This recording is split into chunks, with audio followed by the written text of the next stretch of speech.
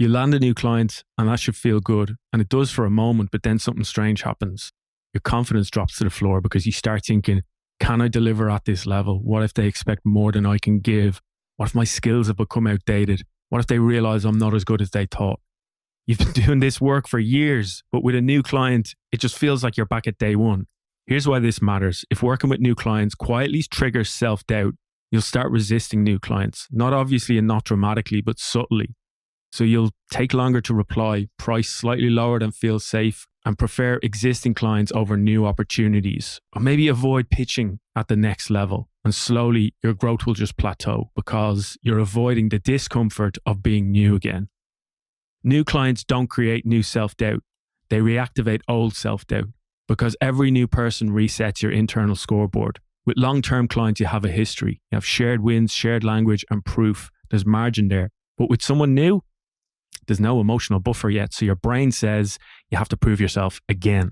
Being chosen, while it's a massive compliment, it also feels exposing. A new client looked at options and decided you. And that sounds empowering, but psychologically it creates pressure. Because now there's a silent question running underneath everything.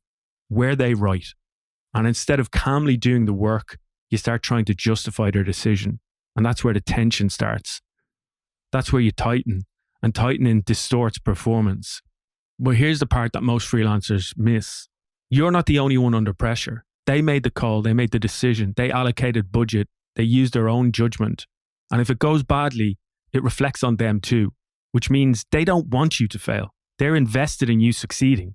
Hiring someone is a risk, but it's a shared risk. The pressure isn't just one-sided, it goes both ways. This is the real danger. If every new level resets your confidence, you will unconsciously stay where you feel known. You'll prefer comfort over expansion. You'll stick to the safe work. You'll hesitate to raise your prices. You'll avoid slightly intimidating clients. And you'll tell yourself it's strategy, when really it's just self-protection.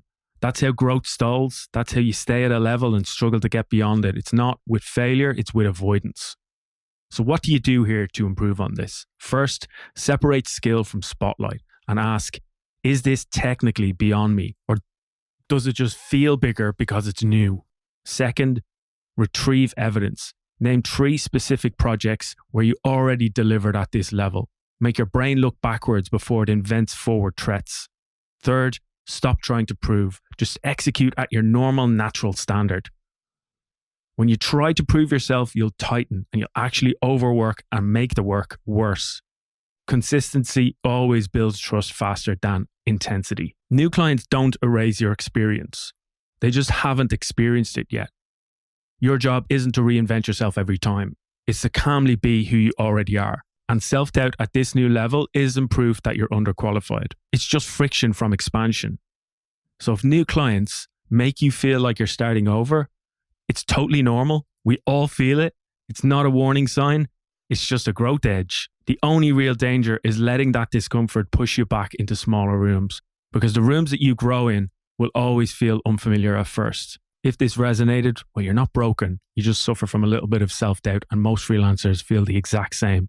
In this video, I explain why I call this the boss in the head, and how if you don't get in control of it, it can quietly hold back your business and your income.